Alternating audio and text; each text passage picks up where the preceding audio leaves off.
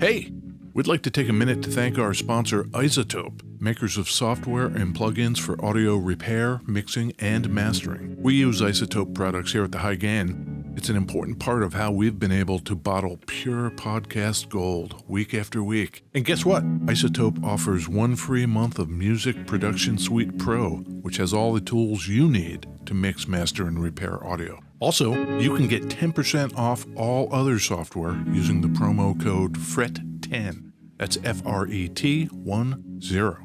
All of this is at iZotope.com, IZOTOPE.com.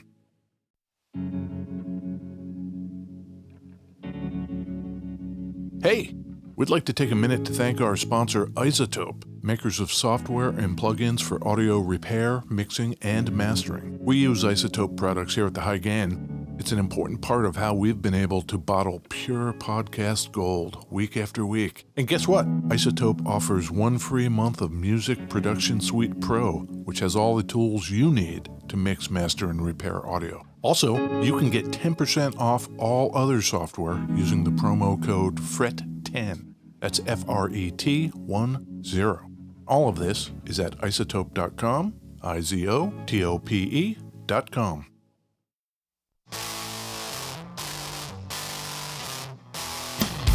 Hey, it's me, Ed Peterson. Oh, hi, Ed. It's me, John Kiltica. Hey, John, it's the High Gain Podcast. It is the High Gain Podcast, International Edition.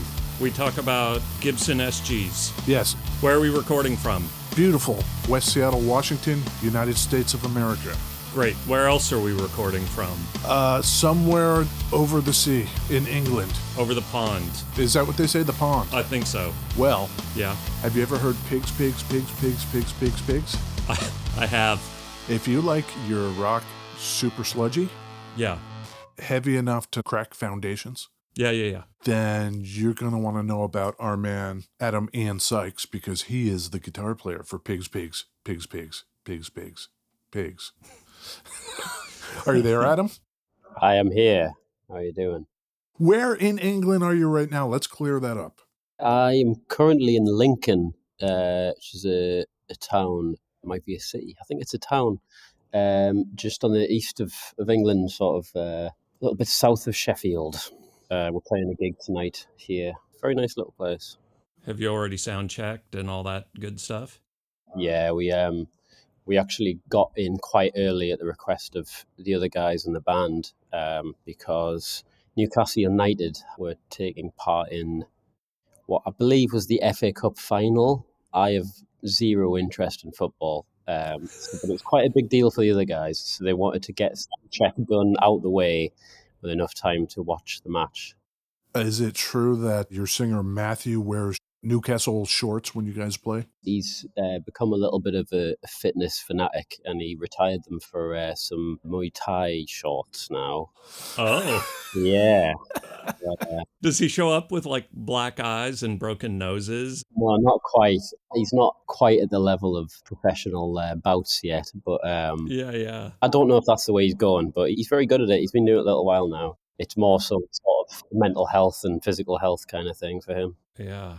Muay Thai just seems brutal. Yeah. Maybe it's the videos I've seen where people like kick down coconut trees or whatever with their shin. Ow. What are these guys doing? I've never seen Matt go ham on a coconut tree before. Well, you know. First time for everything. Yeah. There is, yeah. Bring a coconut tree out on stage and, just spring it on him.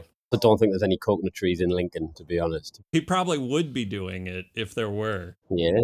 What do you got there, John? Today, in addition to talking about pigs, pigs, pigs, pigs, pigs, pigs, pigs, we're going to be talking about the venerable Gibson SG. I've got a 61 custom shop reissue because I know that that's what Adam plays.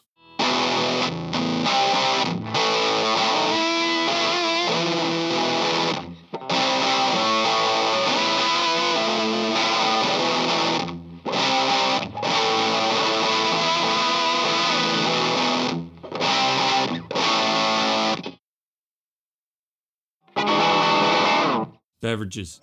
Yes, that was the beverage song. Adam Ian Sykes, Mhm. do you have a beverage? I do. What are you drinking? I am drinking a 0% beer. It's a San Miguel, which admittedly wouldn't be my first choice, but it's what was backstage. I'm not complaining. I recently gave up drinking. John and Ed are both on the teetotaler thing. Those non-alcoholic beers are kind of a lifesaver. Yeah, 100%. Really scratches the itch. Exactly. There's a lot of non-alcoholic fake beverages like gin and tonics and stuff. Those are terrible. Yeah. But non-alcoholic beers, perfect. I don't know what the scene is over there, but here that kind of market seems to be growing quite a bit. You can get some really good ones. I'll have to get a bit of a list from you if that's all right, because we're over in a couple of weeks, so that'd be good. Oh, We've got a few. There's one called Mash Gang. They brew out of Leeds. I work in a pub in Newcastle, and we sometimes get their stuff in. Their non-alcoholic beers are really good. what do you got, John? Oh, what do I have? Well, I have coffee like we do, Yeah, but me I too. also have a strange-looking glass jar with a reddish-brown liquid in it. Mm-hmm.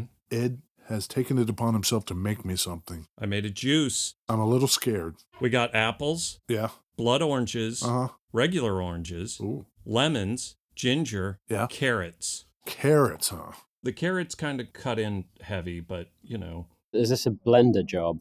Yeah, I've got a juicer. Yeah. John's given me a look. I don't know what he thinks of this one. It sounds delicious. I think I like it. Okay, It's zippy, it is. tart, Yep. snappy. Every once in a while, I bust out the juicer and try and get John to expand. You know. Yeah. So you work in a bar in Newcastle. I do, yeah. Do lots of people there drink Newcastle? It seems to be people outside of Newcastle call it Newcastle. So much so that it takes me a while to register what you're talking about when you mention Newcastle. So we call it dog or brown ale. I don't know why it's called dog, but it is. It's no longer actually brewed in Newcastle, so you see it a lot less, and it's a real shame. I used to quite like it. I think it's brewed by Heineken or someone now. The suits got a hold of it.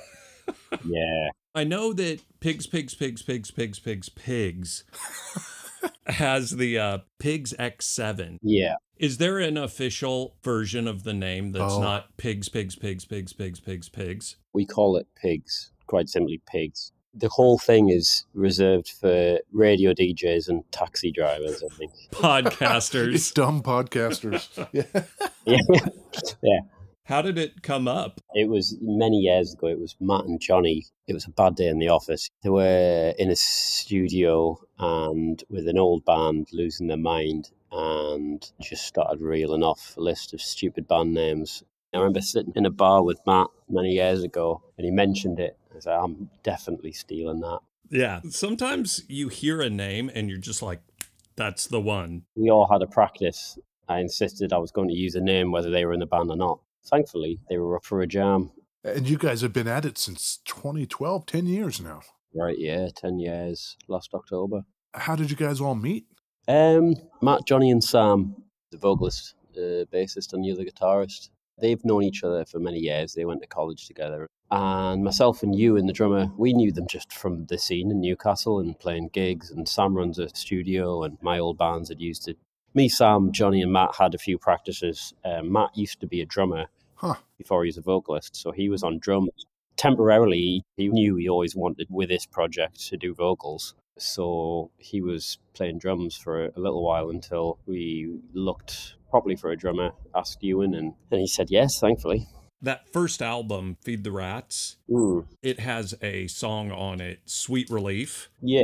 That's clearly like a homage. Is that right? I would say that's fair, yeah. How much is Sabbath an influence versus modern day bands like Caius and Queens? You know, there's a lot. It goes through resurgences quite often, I feel. Queens of Stone Age still carrying on a bit of it. Then you had bands like Uncle Acid that were doing really well and still are, you know. God knows where we fit into all that. I don't know how to describe our music, but Sabbath's definitely an unshakable influence, whether we wanted to shake it or not. We all love them, you know. Sure. We're incredibly derivative as a band, but we're derivative of enough different things that maybe it makes something interesting every now and again. A couple of the songs have the thing where there's like a hard pan of the guitar doing that stoner riff, and then it just builds to the second guitar coming in and doubling that line, you know, with the big pan. Fuck, I love it.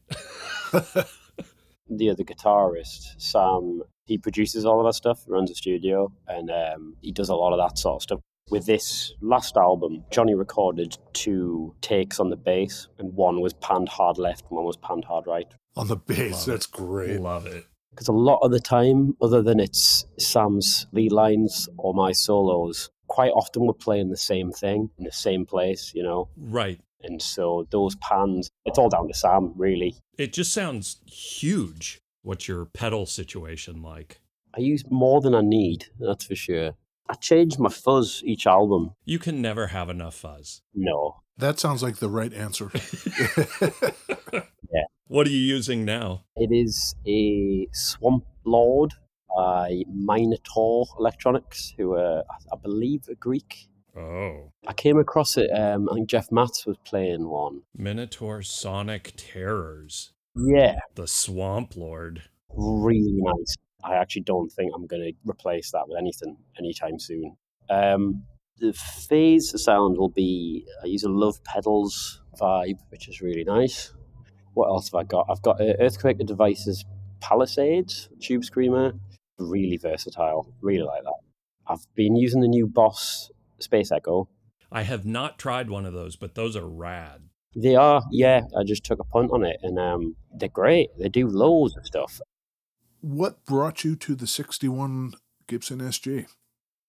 I used to have a SG Special, which I really liked. I liked how light it was, and that's a big thing for me. And it still had that heaviness, that weight to the sound, despite it being so light. And that took a few beatings. I used to pass out my guitar at the end of a set to the crowd. There was one particularly energetic festival we played, an incredible festival called Supernormal.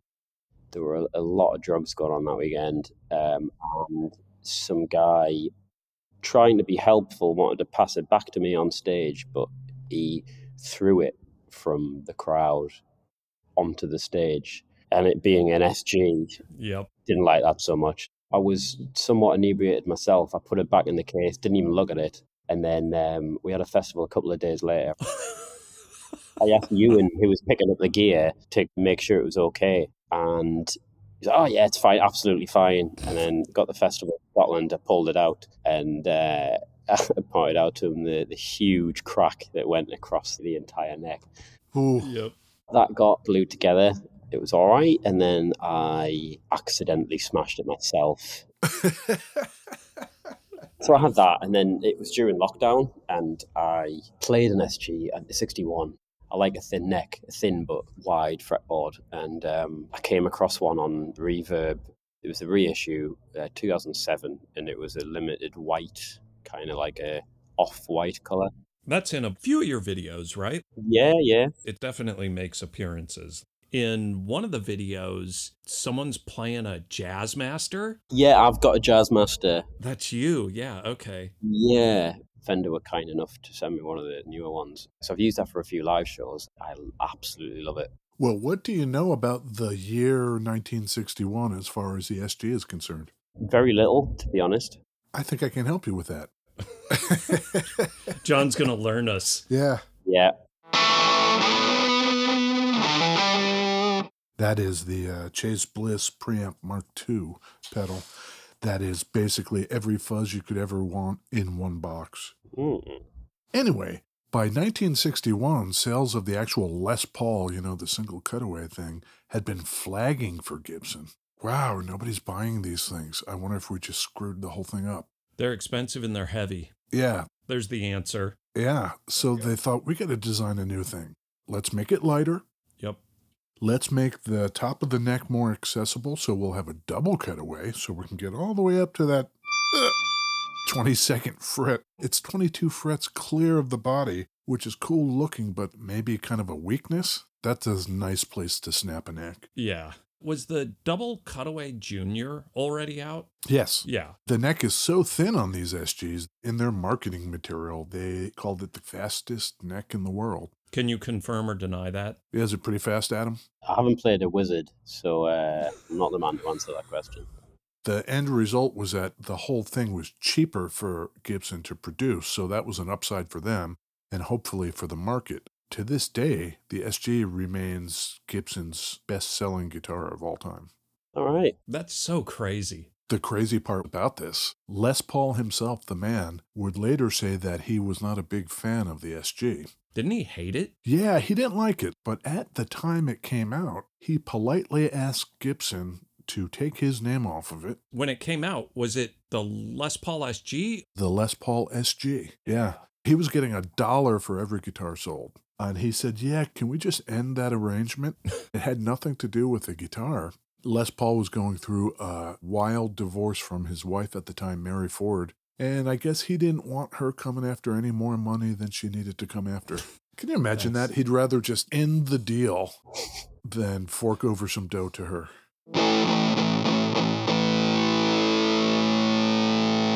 Two PAFs in it, PAF humbucking pickups. Patent applied for. Yeah, patent applied for. 2 volumes, 2 tones. Let's go as necky as we can get. What is the neckiest tone we can manage? That's pretty necky. Let's flip that down into the bridge, and let's see how nasty that can be. Yeah, that's a little bit.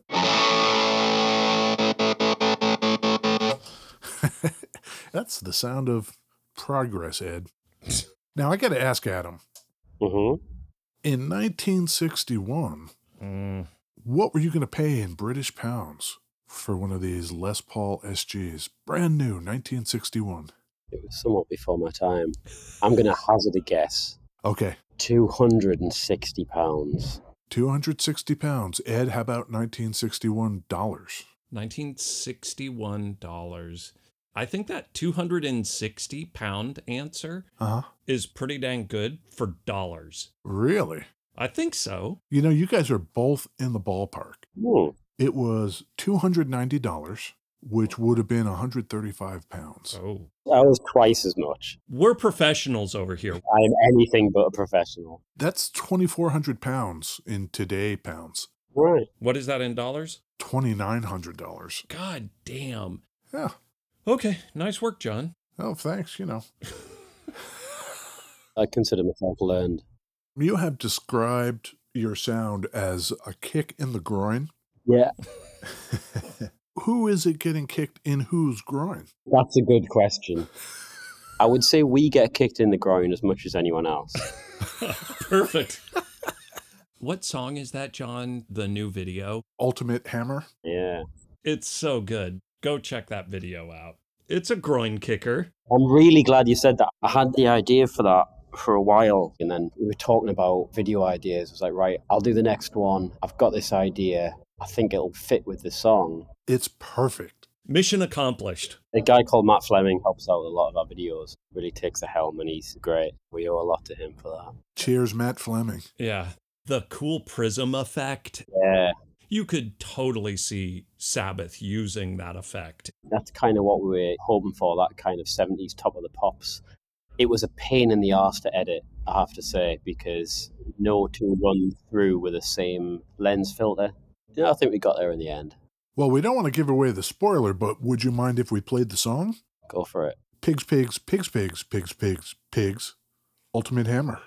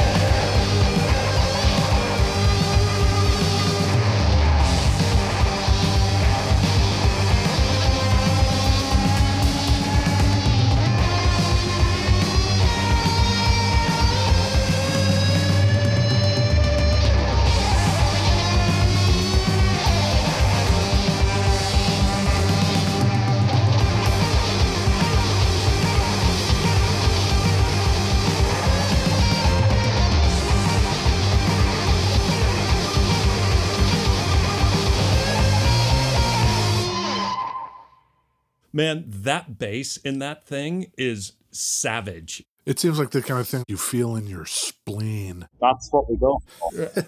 You said that the idea for that video came with the last album. Did 2020 put a huge kibosh on plans and stuff? You had the idea and then COVID hit. No, not really. We were just talking about it in passing, just for future idea. That was all. Mm-hmm. It was just a kind of half-cocked idea.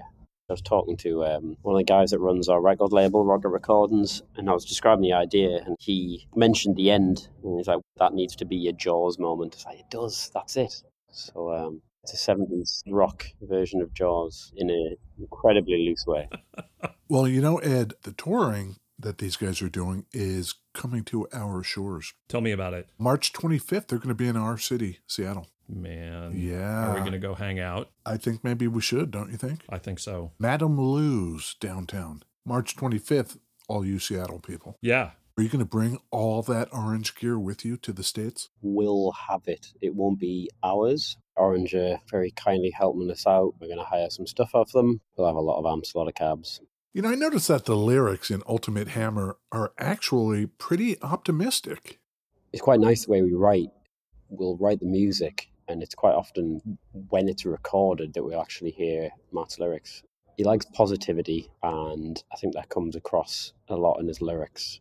It's a darker album lyrically as well as musically, this new one, so maybe it does stand out a little bit. I think it's a good juxtaposition. The thing that keeps coming back to me is in that kind of genre, the sludgy, doomy, whatever you want to call it, most people wait for the head bobbing part. In what you guys are doing, that's the whole thing. It's like you guys cut to the good part and just Stayed there. Cut to the good part and stayed there, yeah. I think it's great. Well, thank you very much. Who did the album art for Land of the Sleeper? That was a fella called Callum Rooney, who is from New Zealand. The guys that run Rocket Recordings are both graphic designers, so it makes the whole artwork thing real simple.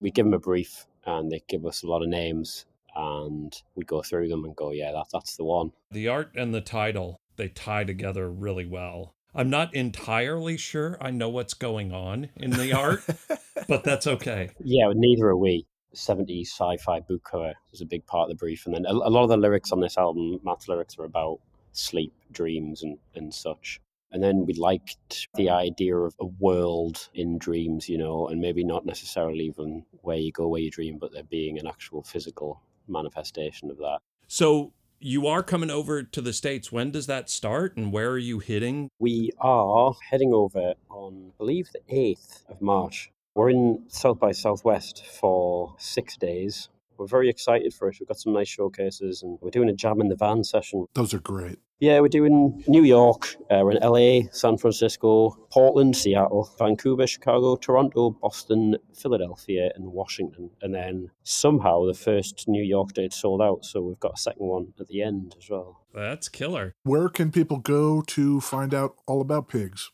I would say probably www.pigsx7.com. Okay. For our part, we have to thank you so much for taking the time, especially before a show, Adam. This has been great. Thanks for having me. Thank you so much for coming. It's been very enjoyable indeed. Thank you very much. Where can people find us, Ed? Instagram. Or www.thehighgain. Yeah. Take your pick. Yeah, whatever. I'm going to take some pictures of this 61 SG so everybody knows what we've been talking about this whole time. Cool. I think we all did a great job. Do you? This week, I think everyone was fantastic.